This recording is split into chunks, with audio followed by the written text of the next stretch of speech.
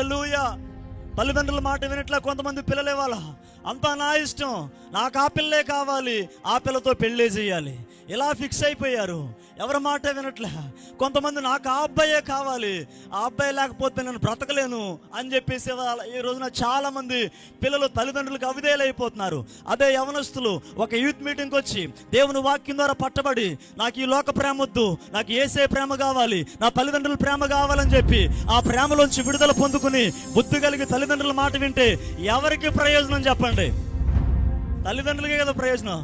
రోజు మమ్మల్ని తిట్టేవాడు కదరా, రోజు ఇబ్బంది పెట్టేదాను కదమ్మా, ఏంటి నీలో ఇంత మార్పు, ఇక నీ విషయంలో ప్రశాంతంగా ఉండొచ్చని ఆ తల్లి ఆ తండ్రి ఎంత సంతోషిస్తారు చెప్పండి.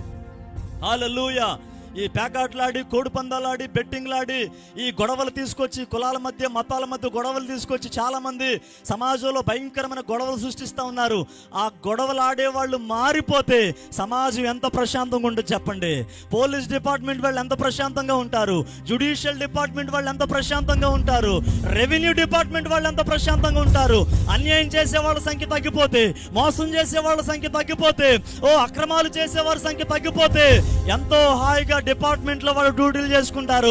ఇప్పుడు చెప్పండి, వీళ్ళందరూ మార్పు చెందడం వల్ల ఎవరికి లబ్ధి కలుగుతుంది?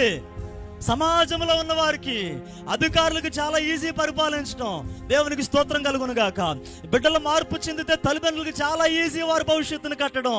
సమాజంలో ఉన్న వాళ్ళు మార్పు చెందితే చాలా ఈజీ నాయకులకి, అధికారులకి పరిపాలన చేయటం.